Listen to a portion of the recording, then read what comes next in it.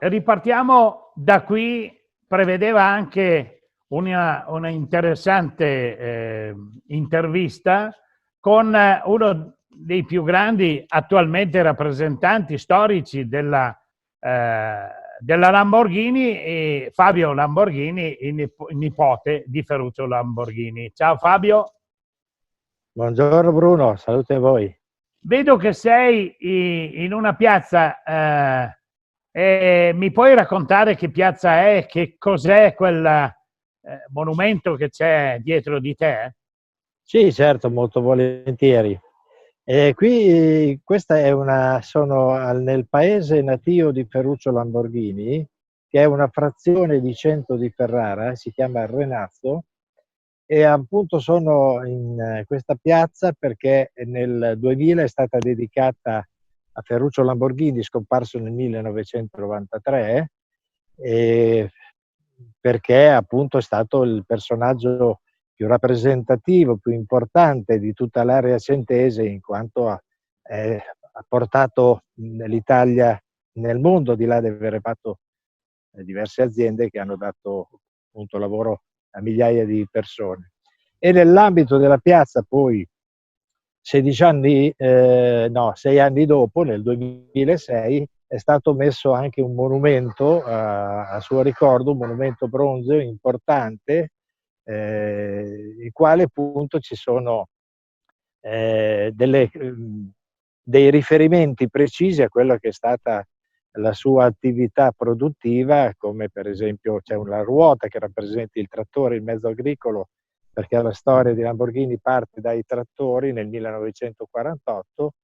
Vediamo al centro il toro, il suo simbolo, il suo logo, che è stato inventato nel 66, nel 63, pardon, con la partenza nella produzione delle supercar, ma è anche il suo segno zodiacale. Mi piace ricordare che io, quando dico sono nato sotto il segno del toro, è vero al 100%, ma non semplicemente per il discorso di mio zio, ma anche i miei genitori, mio padre Giorgio, fratello di Ferruccio, e mia madre, anche loro sono nati sotto il segno zodiacale del toro, quindi proprio al 100% io vivo questo brand e questo logo. Allora io ti ringrazio di aver fatto questa fatica, perché non è facile star lì in piedi e far vedere quella piazza e quel monumento. Ti ringrazio. Vai pure a sederti e metterti Sì, tranquillo, che sì, continuiamo la chiacchierata. Questo è anche il bello della diretta. Vai pure, vai pure. sì, grazie. Volevo anche appunto concludere sul discorso del monumento, che oltre al toro c'è anche eh, la parte anteriore, il cofano della Miura, che appunto rappresenta il successo, il marchio Lamborghini che va nel mondo attraverso le automobili. Una cosa carina che mi piace, appunto, che è legata a chi ha realizzato la scultura, è uno scultore che vive a Cento da quando era ragazzino, perché i genitori dalla Calabria si spostarono appunto in quest'area, per cui ha fatto tutto il percorso degli studi nella nostra area, quindi praticamente è un centese ormai a tutti gli effetti. E da ragazzino perse la corriera, e come era abbastanza abitudine ai tempi, si chiedeva l'autostop, e lui andava a scuola a Ferrara, e quel giorno si fermò a Ferruccio Lamborghini su una Lamborghini e gli chiese: ma dove devi andare? Devo andare a Ferrara che ho perso la corriera, andare a scuola. Vieni su che ti porto io. E quindi immaginate questo ragazzino a bordo di questa macchina lussuosa che nel 64 valevano ancora più di oggi, perché erano rarissime, e la soddisfazione di esserci sopra, con a guida addirittura il fondatore. E per ironia del destino, bellissima questa cosa, tantissimi anni dopo, 40 anni dopo, a questo ragazzino diventato scultore gli fu dato l'incarico di fare il monumento a quel signore che lo portò a scuola in quella giorno fortunato. È un bel aneddoto questo, molto bello. Senti, Fabio, noi siamo partiti, io sono partito dicendo che queste trasmissioni sono fatte ripartiamo da qui per una trasmissione che facciamo in funzione del momento particolare della pandemia. Io penso che a persone come tuo zio che hanno messo in piedi migliaia, che hanno dato migliaia di posti di lavoro, in questo momento Certo, soffrirebbero sì. moltissimo della situazione di dover lasciare gli operai a casa, doverli... Assolutamente sì. ecco, ecco.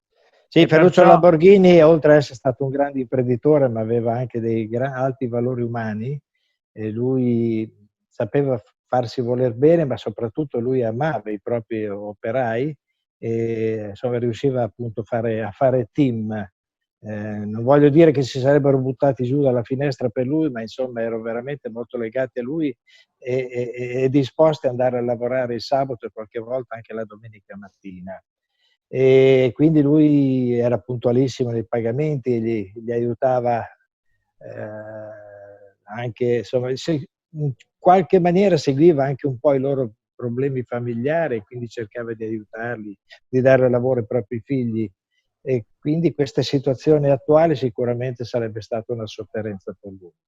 tu mi raccontavi che hai gestito il museo di famiglia fino al 2016.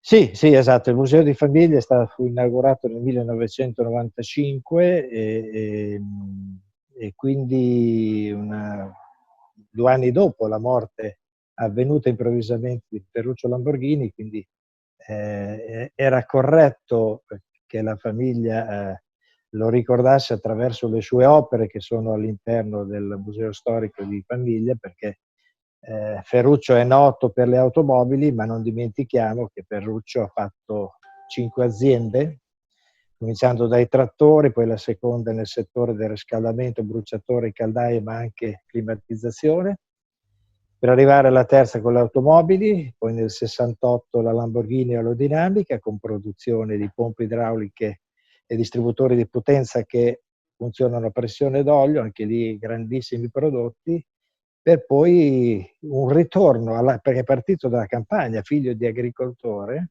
quindi attraverso questo meraviglioso percorso industriale poi è ritornato alla campagna acquistando terreni in Umbria, vicino al lago Trasimeno, e lì è iniziato a produrre i suoi vini già nei primi anni 70. Ecco, E, è una cosa curiosa. Eh, tuo zio, è una voce che ho sentito, adesso non so, mi confermerai tu.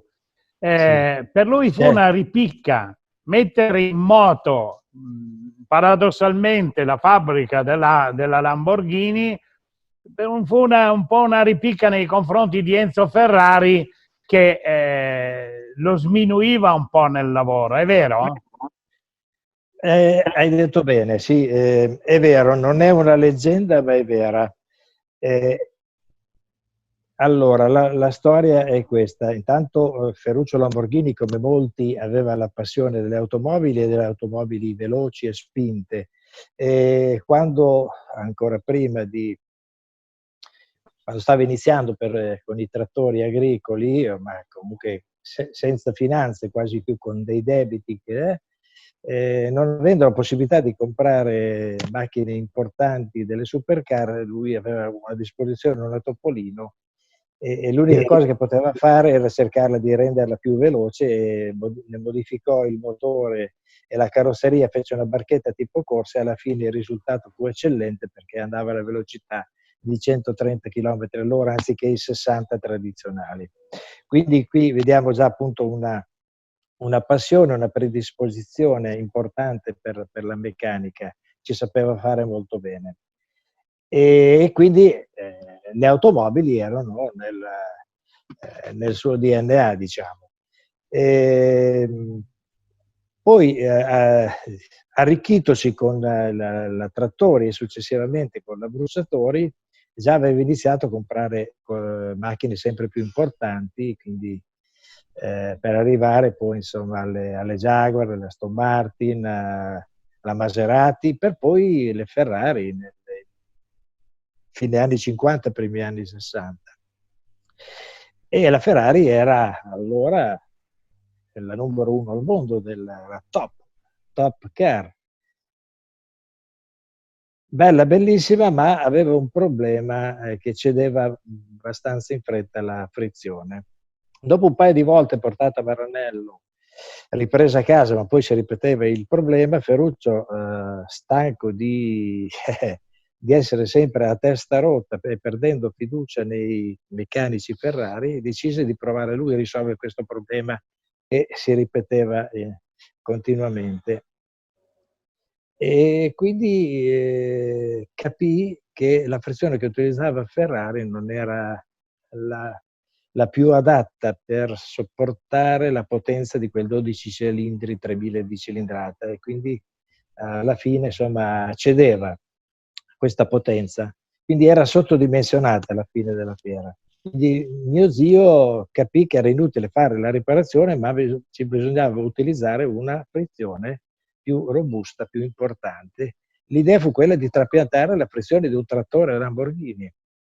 E questo innesto dette un ottimo esito positivo, la frizione reggeva chilometri su chilometri, e quindi una volta la certezza di aver risolto il problema, andò da Ferrari amichevolmente con la vettura e gli disse: guarda ingegnere, se vuole risolvere il problema della frizione può fare come ho fatto io, le garantisco nessun problema. Ovviamente Ferrari, sapere che c'era un pezzo agricolo sulla Ferrari, la numero uno del Puoi mondo, credere. non ha gradito, quasi sviene, però capisce che Lamborghini ha avuto un'ottima idea, il ragionamento che fa lui, no? Dice, ma non gli vuole dare la soddisfazione, perché per Ferrari Ferruccio è un contadino che costruisce trattori e ha osato modificare la Ferrari. Deve trovare una scusa molto bella, ci sarebbero cascati in molti, ma non Ferruccio. Disse Ferruccio Lamborghini: il problema non è la frizione, il problema è lei che non è bravo a guidare la Ferrari, è lei che ve la rompe. Bene.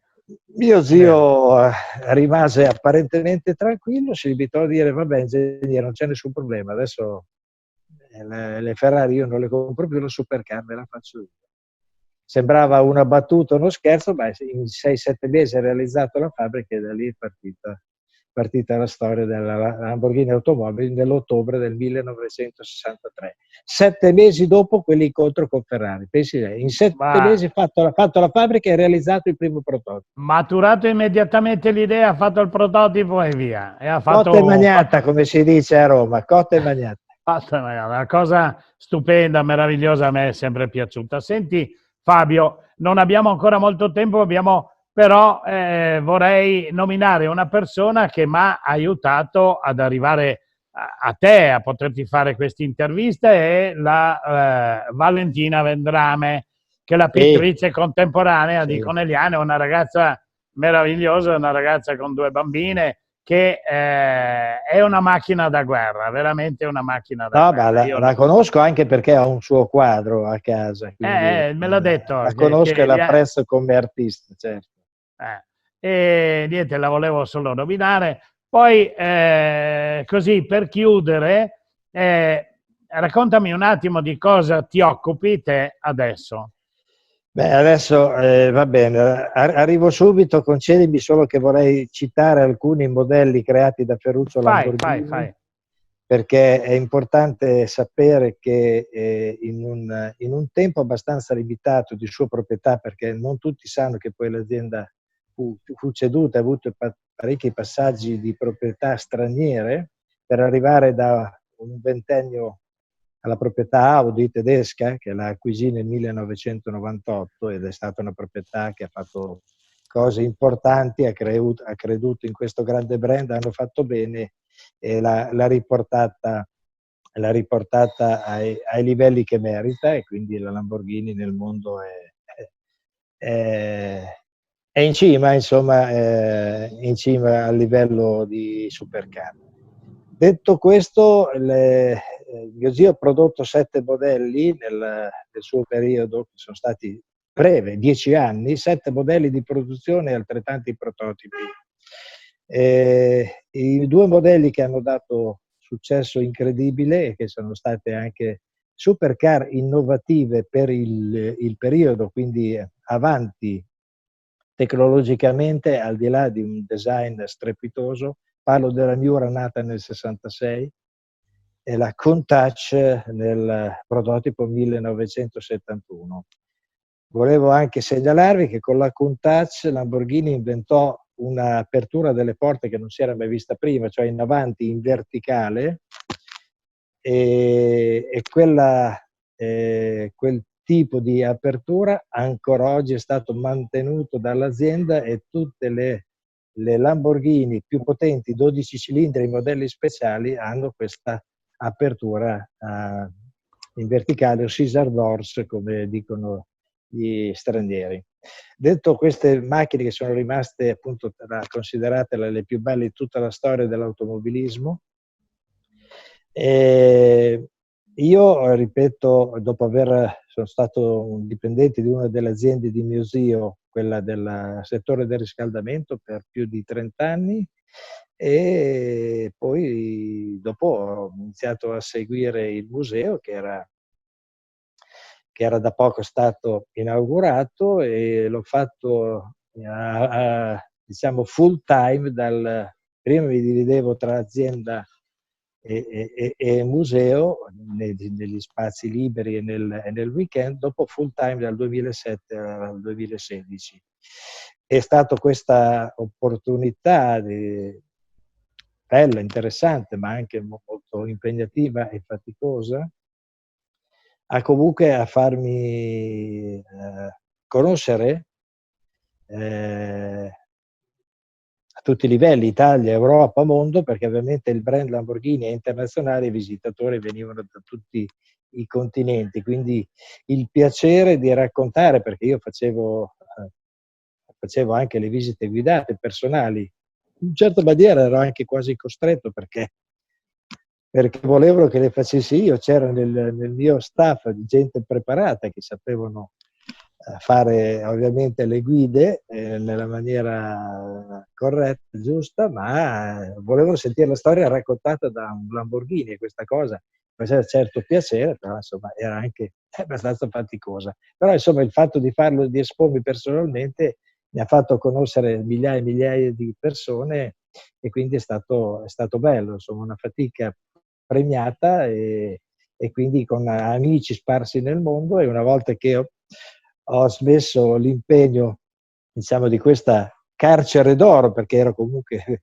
quasi sempre al museo, dopo hanno cominciato a chiamarmi, invitarmi nel mondo, e io volentieri quando posso vado, perché rinnovo la memoria di questo grande industriale italiano, ed è una storia Lamborghini che piace molto, anche perché appunto partendo vale molto anche per i bambini, e soprattutto a tante scuole, perché è un insegnamento di vita, perché Ferruccio Lamborghini è partito da una famiglia normale, normalissima, con normali finanze, non povera, ma insomma normale, e quindi ed è arrivato, ha fatto cose importantissime, è riuscito a portare il suo cognome nel mondo, quindi già questa cosa parla da solo.